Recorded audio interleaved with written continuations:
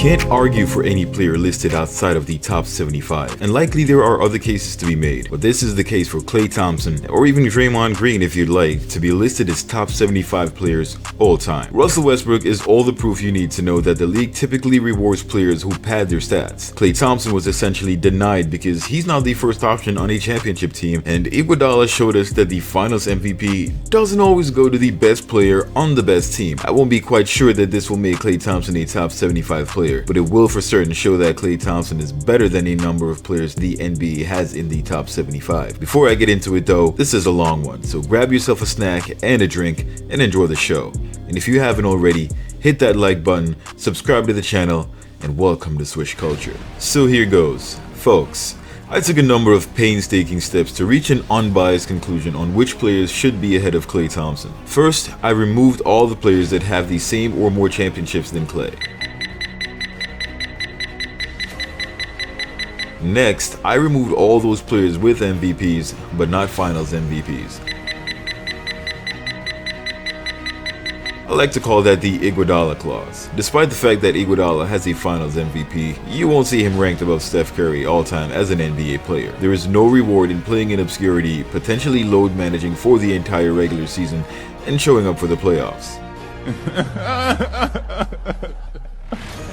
This flies in the face of those players that got their team into the playoffs in the first place. All-Star MVPs do not count either. Granted, things might have been different across eras. We see what they are today, and with that meaning essentially watered down, I won't be including these in my analysis, although the media is much more carefree. The next task is to remove those individual players that have had a significant impact on a championship team. For example, winning a scoring title, steals title, or assist title, or the Defensive Player of the Year award.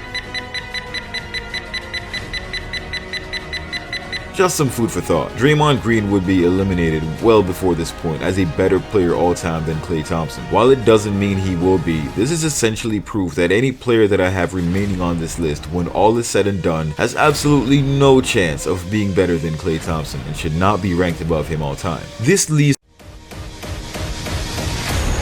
14 players from a list of 75 that have less rings than Klay Thompson, no MVPs or scoring titles, and have not won any sort of accolades defensively that Klay Thompson himself hasn't had. This list contains those players who are very talented and have heavily impacted the NBA. Arguably, Klay Thompson is going to fall somewhere on this list as he's achieved more than any of these players overall. By the way, all the players on this list of 14 are multiple-year All-Stars. One can argue the importance of this All-Star statistic and how it compares to a championship, but ask any NBA player what they'd rather have, winning a single championship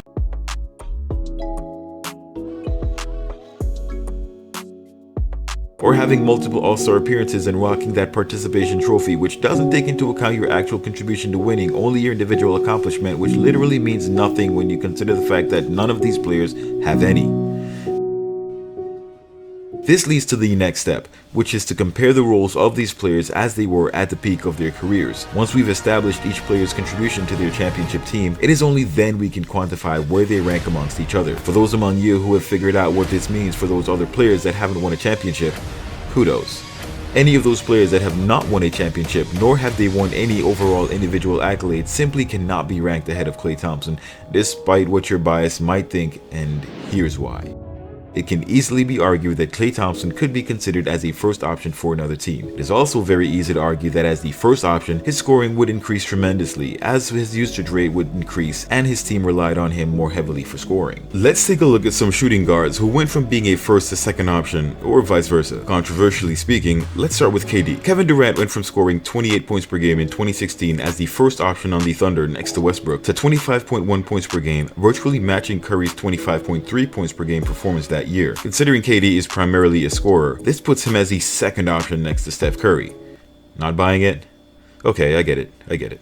The next year, KD improved to 26.4 points per game, so that should put him as the first option above Steph Curry, correct? Again, you'd be wrong, as both Steph Curry and Kevin Durant scored 26.4 points per game that year. So I'm guessing you still think Kevin Durant has an argument for being the first option. I mean, he must have outperformed Steph Curry the next year, right? Again, you couldn't be more wrong.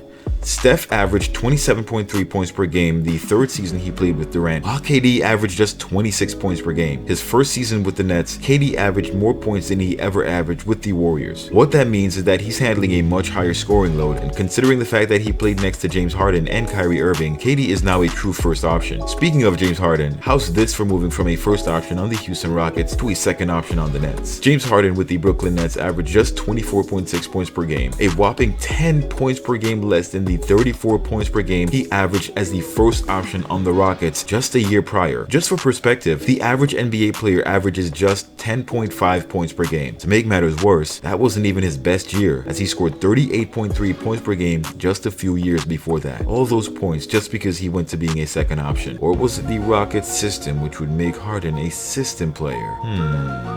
Now these are just two examples, but it sort of embodies the point I'm trying to make. Shooting guards as first options will score a lot more than they do as second options, especially if the first option is Steph Curry. Klay Thompson is the second best shooter this league has ever seen, so him as a first option on his own team would easily see Klay's numbers skyrocket. If we split the difference between KD's and Harden's performances and just estimate his numbers will go up conservatively by 5 points per game, due to the fact that he'd be taking a lot more shots, at his peak, Klay would be averaging about 27 points per game as a first option. So where does this as well as his other accomplishments fall in comparison to the other folks on this list? I went above and beyond, sifting through and finding the weakest accomplishments of all the players listed, and ended up with 14 players against whom Klay may have a case against for being in the top 75 of all time. None of these players that I will be comparing were ranked at the top of the NBA in any category as an individual, and none had more accomplishments as a starting member of a team that won more championships than Klay Thompson. The first is 6'5" shooting guard Ray Allen. At his peak, Ray Allen averaged 26.4 points per game, playing over 40 minutes per game, and shooting 37% from 3 as a 31-year-old. He later won a championship in 2008 as a member of the Boston Celtics while playing along with notables who include Kevin Garnett, Paul Pierce, and Rajon Rondo. It's debatable whether he was a third or fourth option, as he was definitely behind both KG and Paul Pierce. His next championship was with the Miami Heat in 2013, which saw him play alongside LeBron James, Chris Bosh, and Dwayne Wade.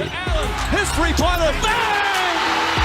He was certainly not even a third option on this team. While he holds the record for the most number of threes in a playoff game, Klay Thompson's peak clearly exceeded Ray's accomplishments, as Klay was no worse than a third option on 2 of his titles and a second option on his first. Allen was not a greater player than Klay Thompson. Next up is Elgin Baylor. Baylor came into the league at 24 and was a 6'5" small forward who at his peak dropped a massive 38.3 points per game on 43% efficiency and almost 19 rebounds per game at 27 years old for the Los Angeles Lakers back in 1963. He did this while playing 42 minutes on average. You don't need me to tell you that those stats are incredible for his size, especially considering there was no three-point line. He averaged a double-double for his career with 27 points and 13 rebounds plus 4 assists. During his tenure, he managed to be an all-star for 11 years and an all-NBA player for 10 of those years. While his stats were impressive, he didn't play basketball that was conducive to winning. This was very similar to the James Harden era, where Harden even had help from CP3, another top 75 player, and couldn't beat the Warriors, who only have one player in the top 75. Go figure that one out. Baylor was unable to win a scoring or any other title, including a championship, while playing alongside Jerry West and Will Chamberlain, both of whom either won multiple titles plus a championship before Baylor, as in Chamberlain, or after, as in the case of Jerry West. I mean, Baylor literally got injured during the first game of a 33-game win streak for the Lakers after just 9 games into the season. The Lakers ended up winning the championship that year. Yes, they did give him an honorary ring, but he was out so early in the season, it doesn't really count. Imagine how many championships West would have won had Baylor not James Hardened his career. With that, I've concluded that Baylor is not a greater player than Klay Thompson. Following Baylor, the next player that comes up is Billy Cunningham. At his peak,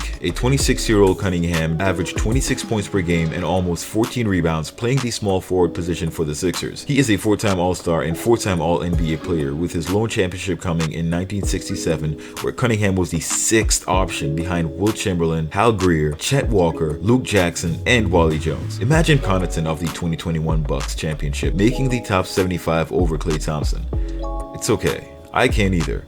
While he did win an MVP in the ABA, this does not have any impact whatsoever on what he's done in the NBA and is totally separate. Billy Cunningham is clearly not a greater player than Klay Thompson. With these three players out of the way, this puts Klay Thompson at a hypothetical 73 out of 76 thus far because of the tie in voting. In his best years in the league, Dave Debusschere averaged 18.2 points per game in 37 minutes on the floor, while grabbing 12 rebounds. With 2 championships under his belt, one in 1970 and 1973, this is the most serious challenge to Klay Thompson's 75th anniversary dominance thus far. Big D added to his accolades 6 NBA All-Defensive appearances as well as 8 All-Star bouts. Dave's championships, however, came well after the peak of his career, which prompted further digging. It turns out Debusschere was the 4th option on the Knicks behind Willis Reed, Dick Barnett, and Walt Frazier. This begs the question, are we being bamboozled by a nostalgic media about how great past NBA teams were?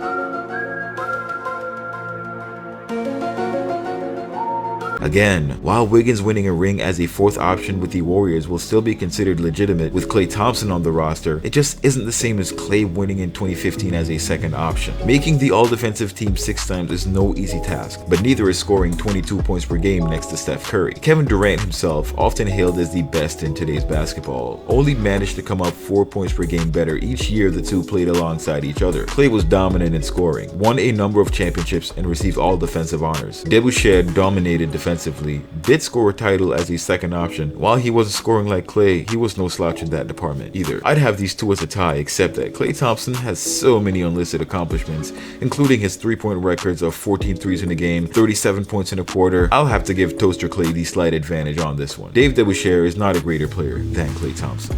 Next up, averaging 26 and 5 for his NBA career is 6'7" combo guard Clyde Drexler. Drexler is also a 10-time All-Star, 5-time All-NBA player, and won a single championship in 1995 after switching to the Houston Rockets midway through the season to be the 2nd option behind Hakeem Olajuwon at 35 years old and sweeping a 23-year-old Penny and 22-year-old Shaq for the title. Had they not teamed up, we'd likely have a very different NBA landscape, as Shaq and Penny would have likely stayed together, winning multiple championships. Clyde Drexler to Houston was like AD going to the Lakers. While he's a great player, he is not a greater player than Klay Thompson. Patrick Ewing, the greatest Jamaican basketball player of all time, and as a 7-foot center, averaged 29 and 11 in his most dominant year as a 1st option for the New York Knicks. He was an 11-time All-Star with 7 All-NBA appearances and 3 times made the All-Defensive team. He had trouble beating the championship Bulls, but had opportunities to redeem himself when he lost to Reggie Miller twice. While he stuck with New York when Jordan was down, Ewing just couldn't quite close. This might be my most controversial take, but having lost to Reggie Miller